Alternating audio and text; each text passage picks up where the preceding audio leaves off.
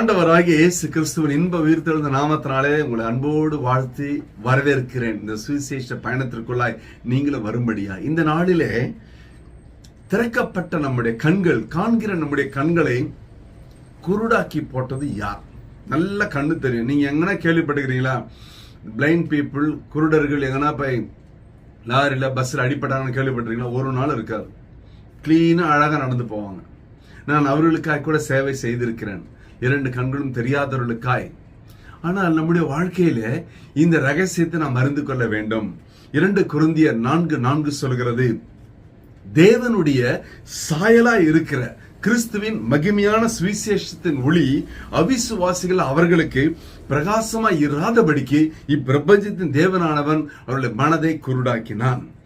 இப்பிரபஞ்சத்தின் தேவனான சத்துரு இந்த உலகத்தின் ஐஸ்வர்யங்களை, ஆசாபாசங்களை காட்டி கர்த்தருடைய மகிமையான சுவிசேஷத்தின் ஒளி நம்முடைய கண்களுக்கு மறைக்கப்பட்டிருக்கிறது. சத்துரு அதை மறைத்து போட்டு விட்டான். அதுதான் பாருங்களேன், எவ்வளவு வசனம் கேட்கிறோம், எவ்வளவு பிரசங்கம் கேட்கிறோம். நம்மால் ஒரு மாற்றமாக வந்திருக்கா? சொல்லுங்க பாப்போம். நீங்க உங்களை யோசித்து பாருங்களேன். இந்த லென்டன் டேஸ்லாம் நீங்க பாத்தீங்கன்னா 40 நாள் வைராக்கியமா சர்ச்சுக்கு போறது, வைராக்கியமா முழங்கால் போடுறது எல்லாம் செய்வோம். ஆனா மாற்றம் வந்திருக்கா? ஆண்டவர் சொல்றாரு, இந்த 1 வருஷம் இருக்கட்டுமே, இது வெட்டி போட வேண்டாமே. ஏன் வருஷம் ஒரு வருஷம் கூட்டி கொடுத்து கொண்டே இருக்கிறார். என்றாவது மாற்றம் வராதா? ஒரு மனமாற்றம் வராதா? ஒரு மறுமலர்ச்சி வராதா? ஒரு முன்னேற்றம் வராதா? 4 பேர்களுக்கு சாட்சியா நிற்க மாட்டாயா என்று அங்கலாய் போடு. உனக்கு கிடைத்த இந்த நாளிலாகிலும் பாருங்களேன், கண்ணு முன்னால கர்த்தர் சாட்சியா வச்சுக்கிறார். எப்படி அது? எல்லாரும் கடலை பார்த்திருப்போம். கடலுக்கு என்னங்க எல்லை? மணலை எல்லையாய் வைத்திருக்கிறாராம். மணலை, கரைந்து போகிற மணலையே கர்த்தர் கடலுக்கு எல்லையாய் வைத்திருக்கிறார் என்றால் உனக்கு ஒரு எல்லை வைக்காமல் இருப்பாரா? எரேமியா 5வது அதிகாரம் 21-22 சொல்கிறது, கண்களிருந்தும் காணாமலும் காதுகளிருந்தும் கேளாமலும் இருக்கல அறிவில்லாத ஜனங்களை கேளுங்கள், எனக்கு பயப்படாதிருப்பீர்களோ என்று கர்த்தர் சொல்லுகிறார்.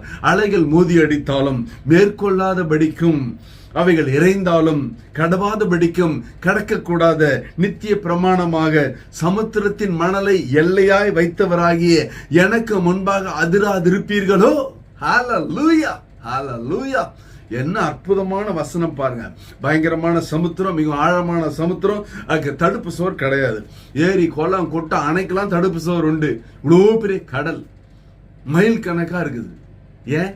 மணலை எல்லையா வைத்திருக்கிறார். அதான் யோபு 38:11 வாசிக்கும் பொழுது, இம்மட்டும் வா, மிஞ்சு வராதே, உன் அலைகளின் பெருமை இங்கே அடங்க கடவது.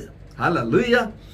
நான் அப்பப்போ யோசிப்பேன், அந்த கடல்ல போய் பார்க்கும்போது, இன்னும் அந்த கடல் அலைகள் பயங்கரமா நுரத்தள்ளுதுன்னு. ஏன் நுரத்தள்ளுதுன்னு எனக்கு ஒரு பெரிய ஒரு கேள்வி. பார்த்தா பைபிள்ல அற்புதமான வாக்கு தத்தமுள்ள ஒரு வார்த்தை. எப்படி அது? யூதா புஸ்தகத்துல 13வது வசனம் சொல்லுகிறது, தங்கள் அவமானங்களை நுரைத்தள்ளுகிற அமளியான கடல் அலைகள். வெளியே வர முடியல, வந்துட்டு திரும்பி போயிடுது பாருங்க. அந்த அவமானம் தாங்காத நுர தள்ளுதான். ஹல்லேலூயா. கடலுக்கு எல்லையை வைத்திருக்கிறார். கரைந்து போகிற மணலையே எல்லையை வைத்திருக்கிறார். தாண்டி வர முடியாதபடி நித்திய பிரமாணத்தை வைத்திருக்கிறார். உன்னுடைய எல்லா பிரச்சனைக்கும், எல்லா போராட்டங்களுக்கும் ஒரு முடிவு உண்டு, ஒரு எல்லை உண்டு. அதன் எல்லையை தாண்டி ஒரு வியாதி ஒன்றை மேற்கொள்ள முடியாது, ஒரு வெறுமை ஒன்றை மேற்கொள்ள முடியாது, ஒரு போராட்டம் ஒன்றை மேற்கொள்ள முடியாது, கஷ்ட நஷ்டம் ஒன்றை மேற்கொள்ள முடியாது. நீ விசுவாசியாய் காணப்படுகிறாயா? விசுவாசத்துல நிற்கிறாயா? இன்றைய அலசி ஆராய்ந்து பார். செப்பனியா 3:20 சொல்லுகிறது, உங்கள் கண்கள் காண நான் உங்கள் சிறையிருப்பை திருப்பும் பொழுது பூமியில் உள்ள சகல ஜனங்களுக்குள்ளும் நான் உங்களை கீர்த்தியும் புகழ்ச்சியும் வைப்பேன் என்று கர்த்தர் சொல்லுகிறார். ஹல்லேலூயா. உங்கள் சொந்த கண்கள் காணத்தக்கதாக கர்த்தர் உன் சிறையிருப்பை மாற்றுவார். ஆமென். ஹல்லேலூயா. பயப்படாம தைரியமா இருங்க, கர்த்தர் நம்மோடு இருக்கிறார். ஹல்லேலூயா. ஆண்டவரே, அற்புதமான நாளிலே சுவாமி, இதை பார்த்து கொண்ட பிள்ளைகளோட வாழ்க்கையில கர்த்தாவே, கண்கள் திறக்கப்பட்டவர்களாய் சாட்சியுள்ள வாழ்க்கை வாழத்தக்கதாக என் தேவன் அருள் புரிவீராக. எல்லா தேவைகளை சந்திப்பீராக. கடலுக்கு மணலை எல்லையை வைத்துவிட எங்களுக்கும் பெரிய எல்லை உண்டு என்ற நாளில வார்த்தையின் வழியா விசுவாசிக்கிறோம் சுவாமி. இவர்களை கர்த்தாவே மோதி அடித்துக் கொண்டிருக்கிற பலவிதமான போராட்ட பிரச்சனைகளுக்கு ஒரு முடிவை கொண்டு வாருங்க ராஜா. எல்லா தோல்விகள் தோற்று போகட்டும். வியாதி விக்கனங்களுக்கு விலக்கி காருங்க. கடன் கஷ்ட நஷ்டங்களுக்கு விலக்கி காருங்க. உம்முடைய அன்பு இவர்கள் மீது ஊற்றப்படட்டும் ஆண்டவரே.